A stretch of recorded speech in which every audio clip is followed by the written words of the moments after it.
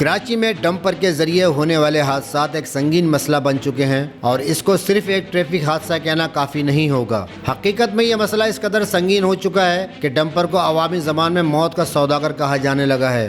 ہر سال کراچی میں درجنوں لوگ ان بھاری بھرکم گاڑیوں کی زد میں آ کر اپنی جان سے ہاتھ دھو بیٹھتے ہیں اور یہ سلسلہ ہے کہ رکنے کا نام ہی نہیں لے رہا۔ ڈمپر کا خطرہ صرف ان کی جسامت یا وزن کی وجہ سے نہیں بلکہ ان غیر قانونی تبدیلیوں کی وجہ سے بھی جو ان گاڑیوں میں مکینکوں کی مدد سے کی جاتی ہے۔ مکینکوں کے ذریعے ان ڈمپر میں اضافی ٹائروں کا اضافہ کیا جاتا ہے، ان کی اونچائی کو اور بڑھایا جاتا ہے تاکہ یہ گاڑیاں زیادہ وزن اٹھا سکیں۔ اس کے نتیجے میں نہ صرف ان گاڑیوں کا بیلنس خراب ہو جاتا ہے بلکہ ڈرائیور کے لیے سڑک پر دیکھنا بھی مشکل ہو جاتا ہے۔ یہ بڑی گاڑیاں ایسے ڈرائیور کے ہاتھوں میں ہیں جو خود بھی اکثر مناسب تربیت یافتہ نہیں ہوتے اور اس کے نتیجے میں عام شہریوں کی زندگی شدید خطرے میں پڑ جاتی ہے۔ ان ڈمپر کی وجہ سے ہونے والے حادثات زیادہ تر ایسے مقامات پر ہوتے ہیں جہاں شہریوں کی بڑی تعداد موجود ہوتی ہے، جیسے سڑک کے کنارے چلتے ہوئے یا مصروف شاہراہوں پر۔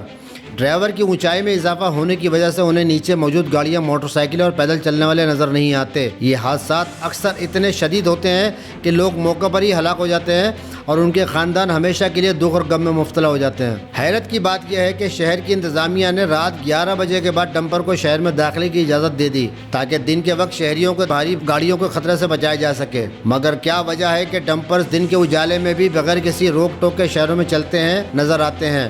یہ سوال ہر شہری کے ذہن میں آتا ہے اور اس کا جواب ہے کرپشن۔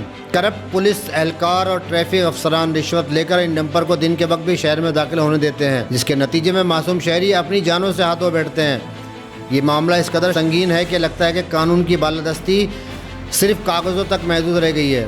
یہ سوال بھی اہم ہے کہ ڈمپر کی غیر قانونی تبدیلیوں کو کیسے نظر انداز کیا جا رہا ہے۔ حکومت اور ٹریفک کے ذمہ دار ادارے کہاں ہیں جب یہ میکینک ان گاڑیوں میں غیر قانونی تبدیلیاں کر کے انہیں مزید خطرناک بنا دیتے ہیں؟ اور وہ ادارے جو ان گاڑیوں کو سڑک پر چلنے کی اجازت دیتے ہیں وہ کس طرح ان تبدیلیوں کو نظر انداز کر سکتے ہیں؟ یہ سب کچھ ہمیں بتاتا ہے کہ کراچی میں ڈمپر مافیا کا کس قدر گہرا اثر و رسوخ ہے اور اس کے پیچھے طاقتور افراد ادارے ملوث ہیں جو ان کی پشت پناہی کر رہے ہیں۔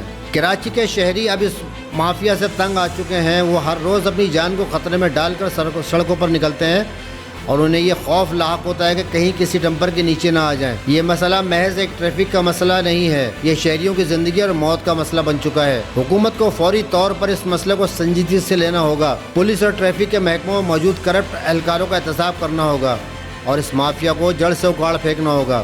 ڈمپر مافیا کے خلاف سخت کارروائی نہیں کی گئی تو کراچی کی سڑکیں معصوم لوگوں کے خون سے رنگی رہیں گی اور اس شہر کے لوگ ہمیشہ کے لیے خوف اور غم کی زندگی گزارنے پر مجبور ہوں گے۔ حکومت کو اپنی ذمہ داری کا احساس کرنا ہوگا اور اس قاتل مافیا کے خلاف فوری مؤثر اقدامات اٹھانے ہوں گے تاکہ کراچی کے شہری سکون اور امن کے ساتھ اپنی زندگی گزار سکیں۔